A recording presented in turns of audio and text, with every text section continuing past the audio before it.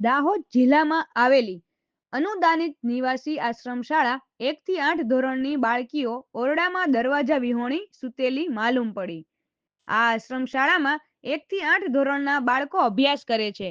તેઓની રજીસ્ટ્રેશન સંખ્યા અંદાજે 150 જેટલી હોય છે અને હાજર બાળકો માત્ર 40 થી 45 નજર પડે છે અને તેમની ઓનલાઈન હાજરી તારીખ 11/12/2024 રોજ ખરેખર કેટલી પૂરેલી છે, 40 બાળકો કે 150ની, અને તે કયા કર્મચારી દ્વારા પૂરવામાં આવેલ છે. અને આ આશ્રમ શાળામાં 5 શૈક્ષણિક કર્મચારી, 4 બિન શૈક્ષણિક, કુલ 9 કર્મચારીમાંથી 3 કર્મચારી હાજર જોવા મળે છે, 1 શૈક્ષણિક અને 2 બિન શૈક્ષણિક.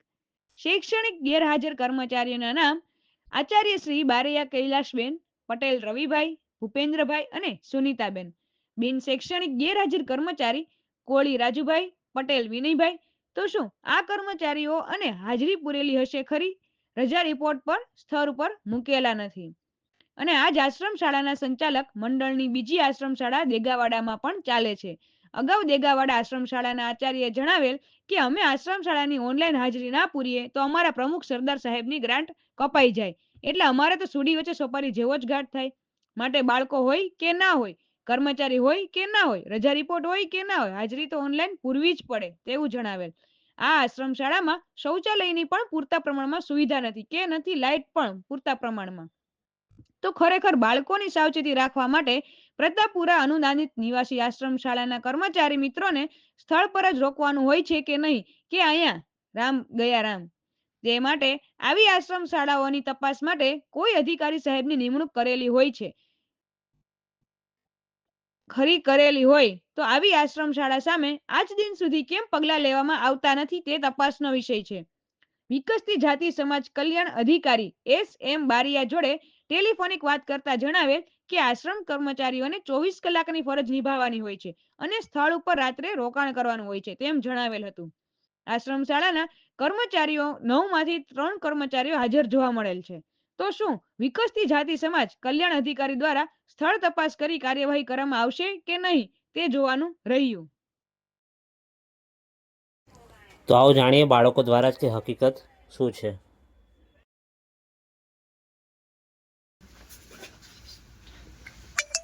એ 3 ધોરણ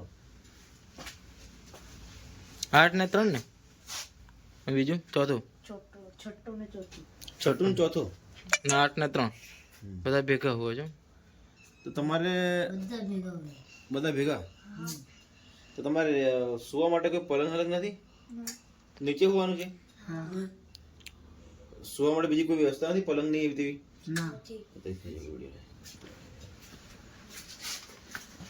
આમ તમે હમણાં કેટલા કુલ બાળકો છો તમે આની અંદર? 1 થી 6 ના 1 થી 8 માં બધા ભેગા કેટલા બાળકો છે અંદર આજે? ગણજો બકા. 1 થી 8 આમાં 16 છે.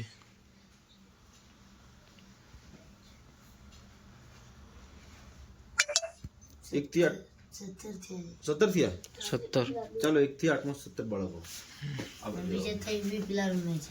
એ કેટલા ધોરણ સુધીના છે? એવું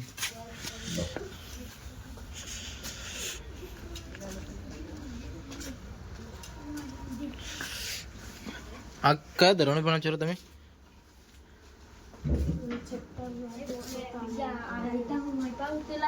છઠ્ઠામાં કેટલા છે? છઠ્ઠામાં કેટલા જણ છે?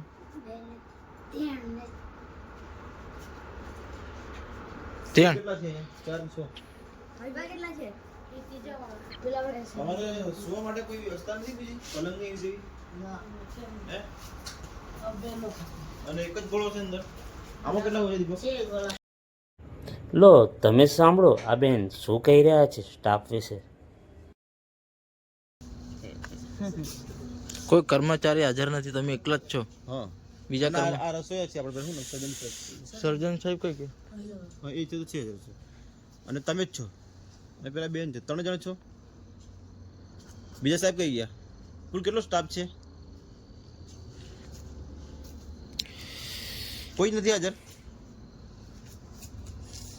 સર્જન સાહેબ કોઈ હાજર નથી.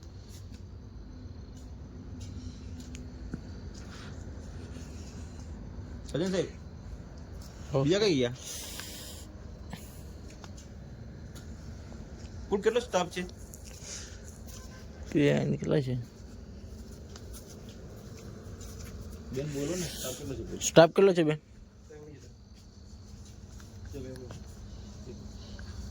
તમે એકલા જ છો આજે? કોઈ કર્મચારી નથી? ગેરહાજર છે? એમના રજા રિપોર્ટ છે કે કશું જ નથી?